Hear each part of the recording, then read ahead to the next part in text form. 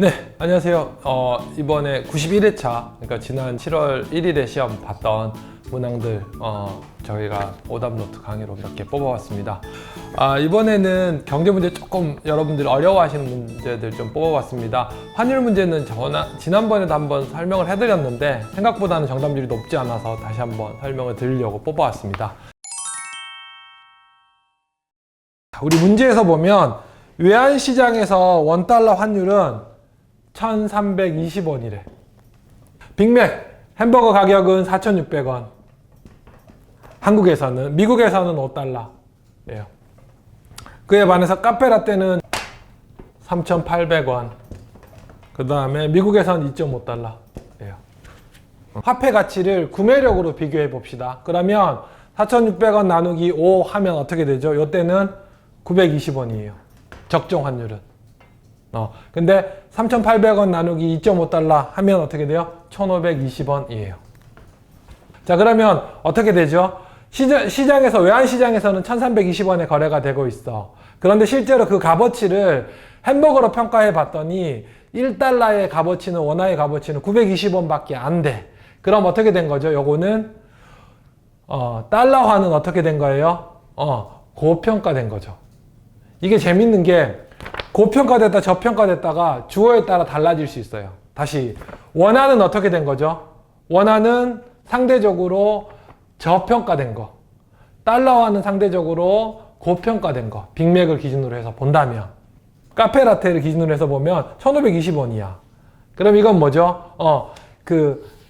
스타벅스 커피를 구매하는 데 있어서의 구매력을 각각의 화폐 가치로 환산을 해서 비교해 봤더니 1달러는 1520원의 값어치가 있는데 외환시장에서는 어떻게 돼요? 1320원, 200원 덜 줘도 달러화를 가져올 수 있는 거야. 이 말은 즉슨 뭐죠? 달러화가 저평가되어 있어. 혹은 뭐죠? 원화가 고평가되어 있어요.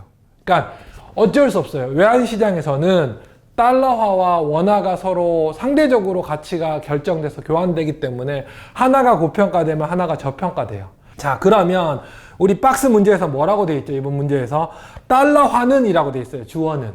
이게 만약 원화였으면 아마 정답이 반대로 바뀌었을 거예요. 빅맥으로 보면 달러화는 어떻게 되지? 고평가된 거죠. 원래는 1달러당 920원밖에 못 받는데 외환시장에서 어떻게 돼요? 400원이나 더 받잖아. 그쵸? 400원이 더 고평가된 거고, 뭐죠? 근데 스타벅스를 기준으로 해서 보면 달러화는 어떻게 된 거죠? 저평가된 거죠. 원래는 스타벅스 구매력으로만 보면 어떻게 돼요? 1520원, 1달러하고 1520원이 교환이 돼야 되는데 외환시장에서는 1320원인 거죠. 그래서 저평가되어 있다 라고 할 수 있습니다. 그래서 정답은 2번입니다. 그래서 환율은 늘 이런 부분들이 헷갈려요. 주어가 뭔지만 잘 기준을 잡으셔서 정리하시면 앞으로 이런 문제는 헷갈리시지도 않고 틀리시지 않을 겁니다. 자, 어떤 형태냐 하면 정부가 공급자, 판매자한테 세금을 부과했어요. 물품세를 부과하면 이제 공급 곡선이 왼쪽으로 이동하게 됩니다. 어떻게 되냐면 요 세금 부과한 만큼, 지금 문제에서는 800원 세금 부과했으니까 수직으로 800만큼 이동하게 됩니다. 그러면 이제 새로운 균형은, 원래 균형은 어떻게 되느냐 하면 원래 있었던 수요 함수와 공급 함수가 만나는 지점 P0, Q0 요 지점에서 이제 균형이 되는 거죠. 지금 휘발유 시장에서. 근데 정부가 800원만큼 세금을 더 부과해 라고 하면 이제 그만큼 수직으로 이제 그래프가 이동하게 되는 거죠. 엄밀하게 보면 여기 이제 저는 여러분 이해하기 쉽게 800원만큼 수직으로 800원만큼 공급곡선이 이동했어요 라고 했지만 실제로는 왼쪽으로 이동한다라고 합니다. 공급이 감소했다라고 합니다. 자, 그러면 이제 요 새로운 이동했던 공급곡선, 점선으로 된 공급곡선과 기존의 수요곡선이 만나는 지점은 이제 Q1, 그 다음에 P2인 지점이 됩니다. 네. 그래서 요 기준들을 가지고 이제 문항들을 좀 살펴보도록 하겠습니다. 실제로 예를 들면 이런 거예요. 휘발유 가격이 리터당 1,500원이야. 리터당 1,500원이야. 요때 한 사람이 통상 휘발유를 한 20리터씩 소비했어. 라고 생각해 봅시다. 그런데 정부가 휘발유 가격을 800원 올렸다고 합시다. 800원을 올렸어. 라고 해요. 800원 올려서 수직으로 800만큼 이동을 했는데, 그래서 사람들이 휘발유 가격 비싸네 하고 15리터 정도로 소비를 줄였어요. 자, 이렇게 됐을 때 어떤 현상이 벌어지느냐 하면 이제 첫 번째부터 보겠습니다. 소비자 잉여, 생산자 잉여라는 말 전에도 한번 설명을 해드렸는데 이렇게 생각하시면 돼요. 수요함수가 이렇게 있어요. 이 부분은 뭐지? 나는 리터당 휘발유가 3,000원일 때, 뭐 2,500원일 때, 2,000원일 때는 이만큼씩 사겠어 라고 하는 사람들이에요. 그런데 시장 가격이 어떻게 돼요? 1,500원이야. 그럼 시장 가격이 1,500원인데 그것보다 더 많이 지불하려고 하는 사람은 다 1,500원, 일물일가의 법칙 시장에서 성립하니까 다 1,500원의 물건을 사니까 이 사람들은 다 이득이죠. 그래서 요 삼각형 윗부분을 소비자 잉여라고 합니다. 반대로 이 삼각형 아랫부분, 공급 곡선과 이 수직선, 시장의 균형 가격과 이루는 이 밑에 면적을 뭐라 그러냐면 생산자 잉여 혹은 공급자 잉여라고 합니다. 왜?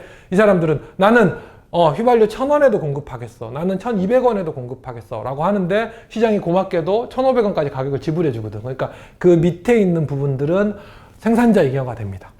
정부가 세금을 부과하면서 곡선이 이렇게 이동했어요. 이제 거래가 15리터로 줄어들면서 요 5리터 차이만큼은 뭐죠? 거래가 안 일어나게 된 거지. 가격 상승으로 인해서. 그러면 이제 뭐죠? 생산자 잉여와 소비자 잉여들이 그만큼 줄어들게 되는 거예요. 구체적으로 B는 소비자 잉여가 줄어든 부분, 그 다음에 뭐죠? D는 생산자 잉여가 줄어든 부분. 생산자 잉여와 소비자 잉여를 합쳐서 사회적 잉여라고 합니다. 그래서 B와 D만큼 줄어들었다라고 하는 게 맞습니다. 오케이.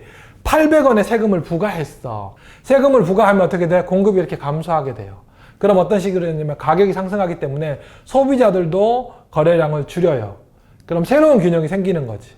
이 간격은 800원이 될 텐데, 뭐죠? 새로운 균형. 1,500원에서 예를 들면 새로운 균형이 예를 들면 2,100원이야.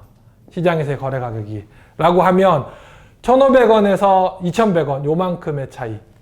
600원의 차이는 뭐가 되냐? 소비자들이 지는 거예요. 소비자들이 어떻게 해? 예전에는 1,500원 주고 기름을 샀는데, 휘발유를 샀는데, 이제는 2,100원을 줘. 그럼 어떻게 되죠? 정부가 부과한 800원 가운데 어떻게 된 거예요? 600원은 소비자가 지게 되는 셈이 되는 거죠. 그런데 어쨌든 S오일이 뭐죠? 2,100원으로 휘발유를 팔았어. 그럼 정부한테 세금을 얼마 내는 거죠? 800원 내라고 그랬잖아, 정부가. 그쵸? 그럼 2,100원에 팔았고 800원 세금 빼고 나면 S오일이 가져가는 건 얼마예요? 여기는 1,300원이 되는 거예요. 요 800원만큼 차이는. 그래서 뭐죠? A만큼의 조세 부담이 공급자로부터 소비자에게 전가된다. 이건 이제 조세기차, 조세 전가라고 합니다. 그럼 생산자가 내는 뭐죠? 800원 가운데 뭐죠? 600원은 소비자가 내는 거지. 그래서 600원씩, 이만큼 600원씩 15리터를 요 A 면적만큼은 뭐죠? 소비자 호주머니에서 나간 거예요. 오케이. 그래서 전가시킨 거다. 맞죠? 이번의 경우에는 요 C만큼이 이제 공급자들이 부담하게 되는 거죠. 자, 그 다음에 4번. 세금 부과 후 공급자가 취하는 휘발유 리터당 금액. 그러니까 세금을 부과한 다음에, 그러니까 S오일이 휘발유 팔 때마다 S오일 실제 호주머니에 들어오는 돈은 얼마냐? 세금이 없었을 때는 어떻게 돼요? 1,500원 가격 그대로 다 S오일 금고에 들어왔어. 근데 이제는 어떻게 돼요? 2,100원에 팔기는 하지만 어떻게 돼? 세금 800원 빼고 나면 S오일 금고에 들어오는 건 실제로 얼마예요? 1,300원인 거지. 그래서 P1이다. 맞는 진술입니다. 자, 5번이 뭐예요? 세금 부과 후 소비자가 지불하는 휘발유의 가격, 휘발유의 리터당 가격은, 금액은, 뭐죠? 800원 상승한다. 아니에요. 그쵸? 얼마 상승했어요? 600원 상승했어요. 그쵸? 오케이.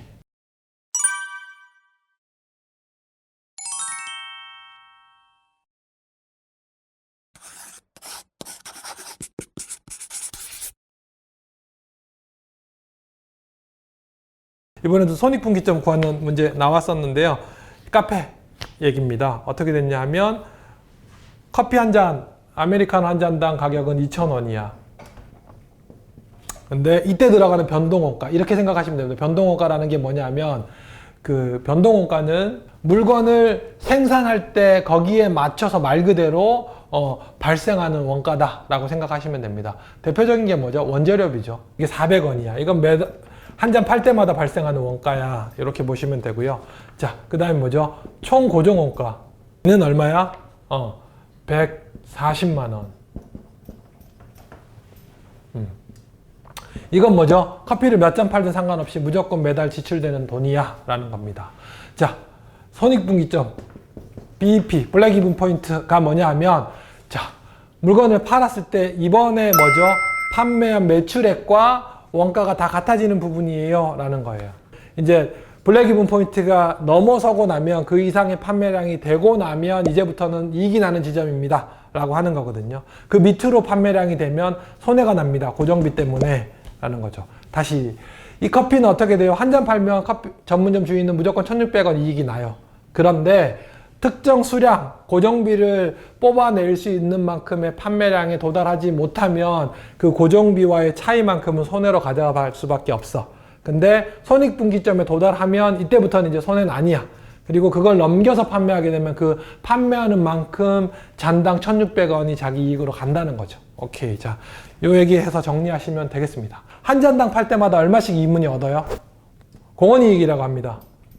매출액에서 변동원가 뺀 것. 한 잔이, 그러니까 단위당 판매량이 그 기업에 미치는 이익, 공원이익이라고 하는데, 이 1,600원 공원이익이 있는데, 이 1,600원을 얼마를 커피를 도대체 몇 잔을 팔아야 이 1,600원씩 남는데 뭐죠? 140만 원이 될까라고 하면, 자, 140만 원 나누기 1,600원 하면 어떻게 되죠? 875잔이 됩니다. 자, 그래서 875잔. 이때 매출액을 물어봤어요. 그러니까 몇 잔 팔아야 될까요? 하면 875잔이 될 건데, 매출액을 물어봤기 때문에 어떻게 돼요?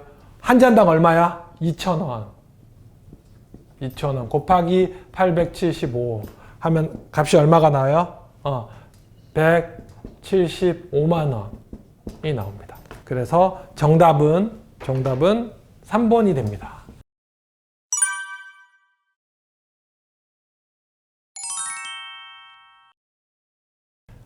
이 문제는 사실은 매출원가 구하는 문제인데요. 자, 우리 손익계산서 할 때, 포괄 손익계산서 할 때,